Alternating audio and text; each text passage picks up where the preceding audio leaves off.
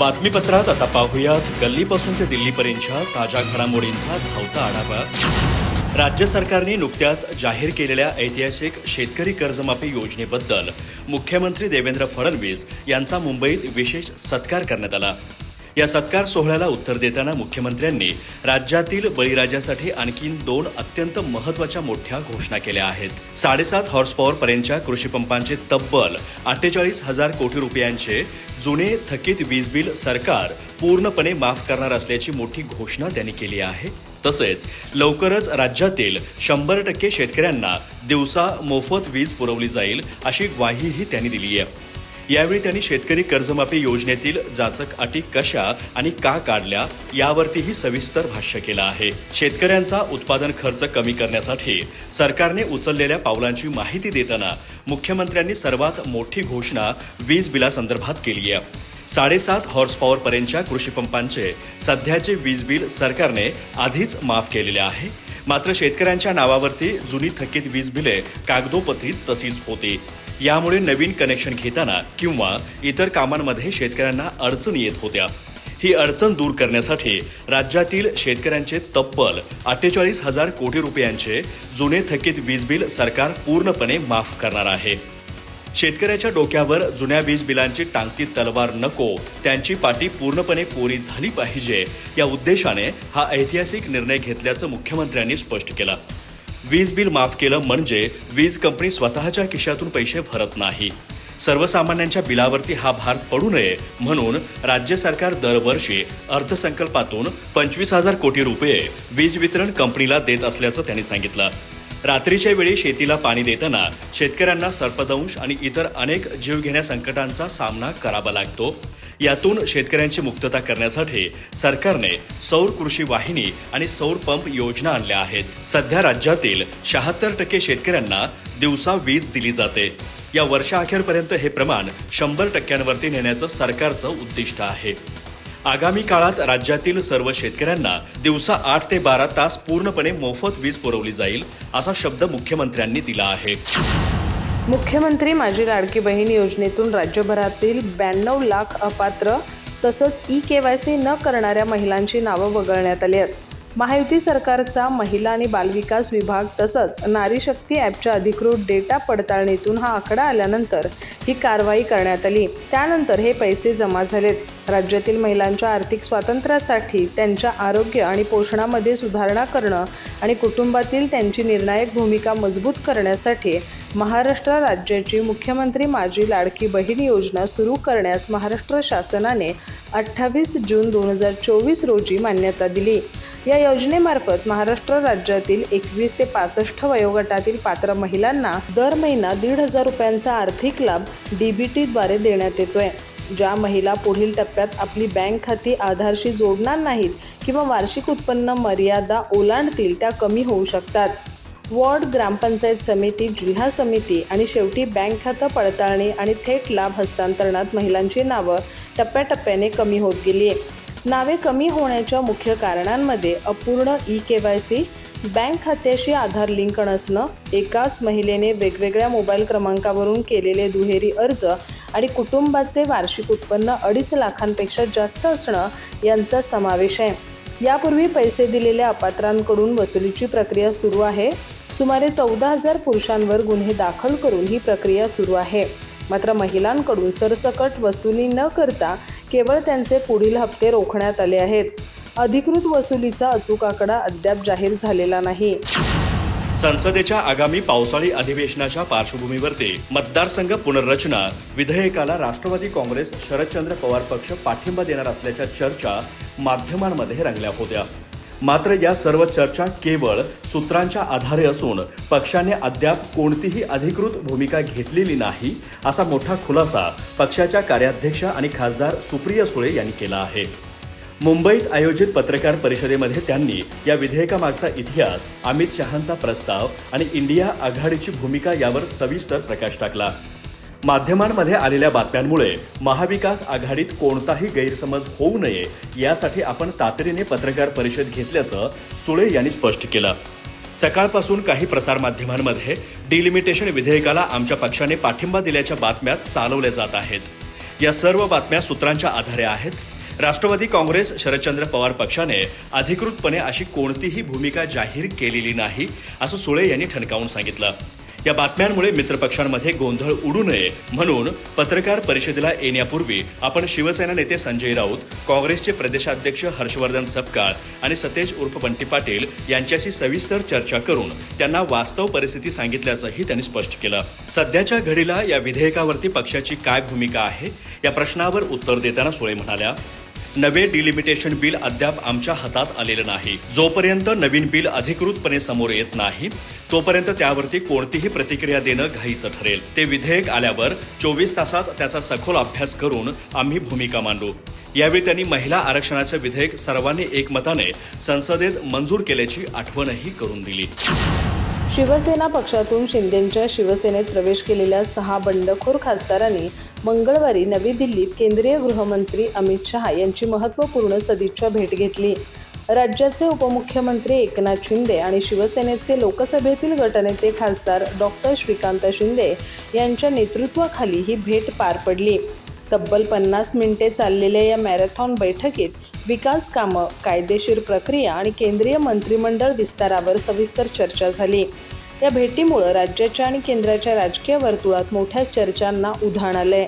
महाराष्ट्रामध्ये operation tiger यशस्वी झाल्यानंतर आणि ठाकरे गटाच्या 6 खासदारांनी शिंदे सेनेत प्रवेश केल्यानंतरचा उपमुख्यमंत्री एकनाथ शिंदे यांचा हा पहिलाच मोठा दिल्ली दौरा होता.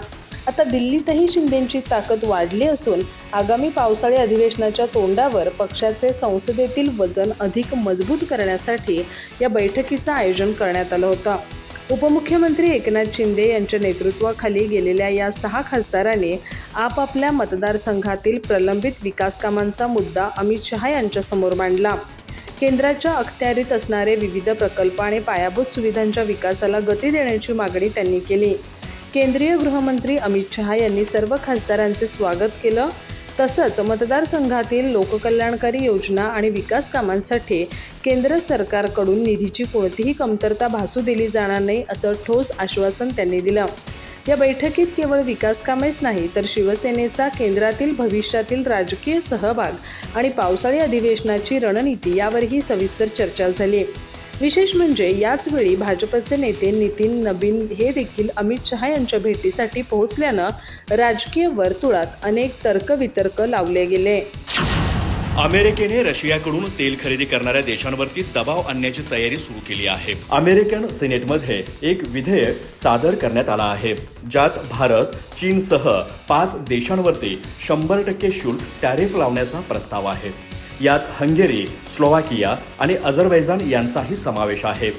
विधेयकानुसार या देशांमधून येणाऱ्या वस्तूंवरती 100% शुल्क टॅरिफ आकारलं जाऊ शकतं. तसेच रशियाच्या ऊर्जा, आर्थिक आणि संरक्षण प्रणालीवरतीही नवीन निर्बंध लादण्याची तरतूद आहे. यापूर्वी विधेयकाच्या सुरुवातीच्या मसुद्यात 500% शुल्क टॅरिफ लावण्याचा प्रस्ताव होता, परंतु नंतर तो कमी करून 100% करण्यात आला.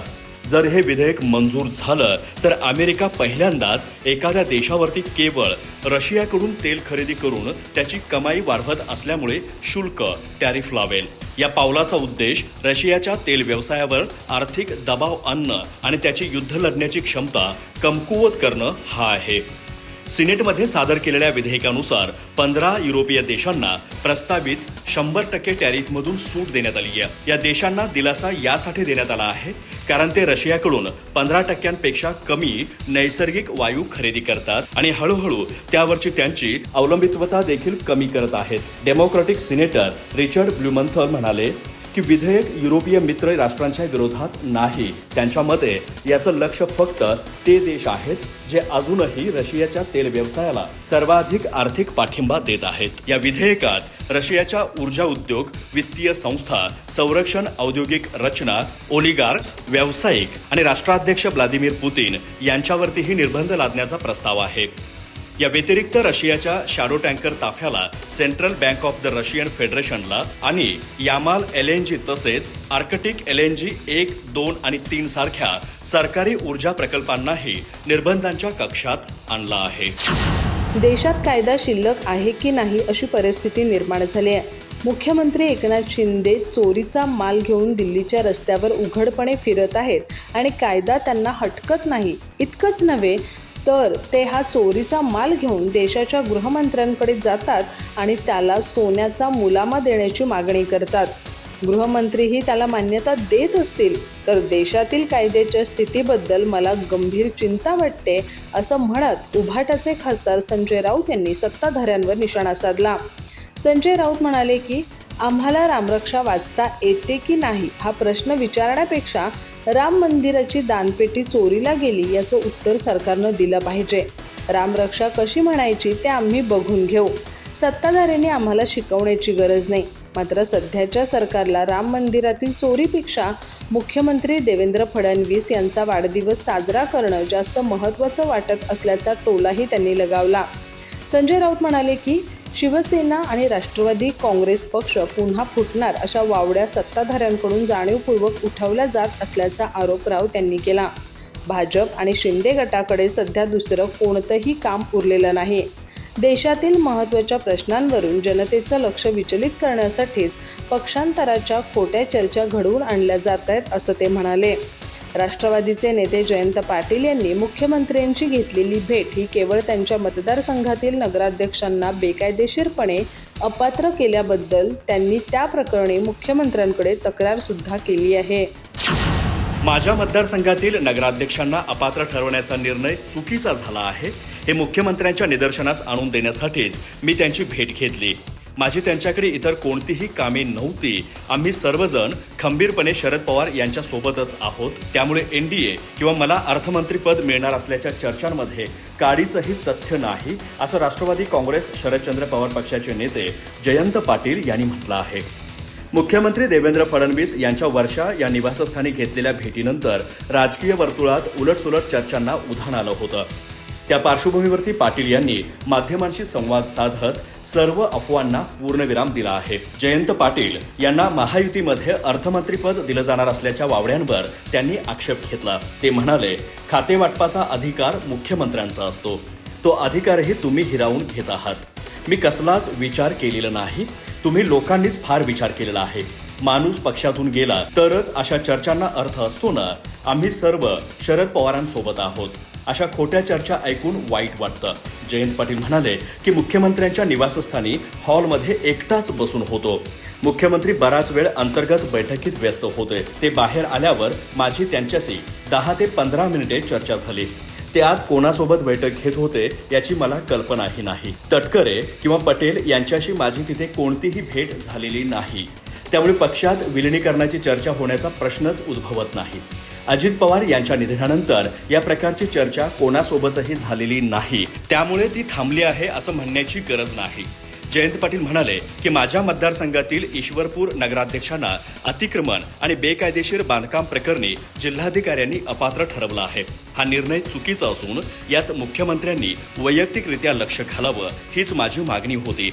हा माझ्या मतदारसंघातील अत्यंत मोठा आणि महत्त्वाचा विषय आहे. यापूर्वी मी यासाठी एकनाथ शिंदे यांची भेट घेण्याचा प्रयत्न केला होता, पण ते दिल्ली दौऱ्यावरती असल्याने भेट होऊ शकली नाही. म्हणून मी मुख्यमंत्री देवेंद्र फडणवीस यांची भेट घेतली. शिवसेना पक्षातून शिंदे सेनेत दाखल झालेल्या 6 खासदारांसह राज्याचे उपमुख्यमंत्री एकनाथ शिंदे यांनी मंगळवारी नवी दिल्लीत केंद्रीय गृहमंत्री अमित शहा यांची भेट घेतली. या सदिच्छा भेटीनंतर उपमुख्यमंत्री शिंदे यांनी पत्रकार परिषद घेत त्या 50 मिनिटांच्या मॅरेथॉन बैठकीची इनसाइड स्टोरी सांगितली. यावेळी त्यांनी मंत्रिमंडळ विस्तार, महिला आरक्षण आणि खासदार संजय राऊत यांच्या टीकेवर अत्यंत सडेतोड उत्तरं दिली. नुकतेच ठाकरे गटाचे 6 खासदार एकनाथ शिंदे यांच्या नेतृत्वाखालील शिवसेनेत सामील झालेत. या प्रवेशानंतर आगामी पावसाळी अधिवेशनाच्या तोंडावर शिंदे आणि या 6 खासदारांनी घेतलेली अमित शहा यांची भेट अत्यंत महत्त्वाची मानली जात होती. या बैठकीत केंद्रीय मंत्रिमंडळ विस्तार आणि आगामी राजकीय रणनीतीवर चर्चा होण्याची शक्यता वर्तवली जात होती.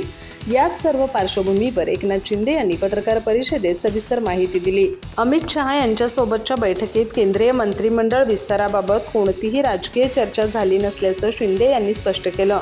ही बैठक केवळ खासदारांच्या मतदारसंघातील विकास कामांवर केंद्रित होती. कृष्णा मराठवाडा सिंचन प्रकल्प, रेल्वे, रस्ते आणि पंतप्रधान आवास योजनांसारख्या विविध विकास कामांचे प्रस्ताव आणि पत्र अमित शहा यांना देण्यात आली.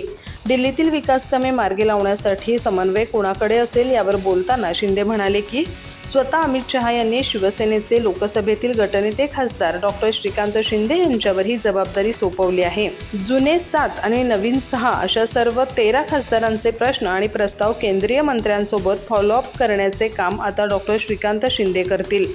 चोरीचा माल घेऊन दिल्लीला गेले या संजय राऊतांच्या टीकेचा शिंदे यांनी कडक शब्दात समाचार घेतला.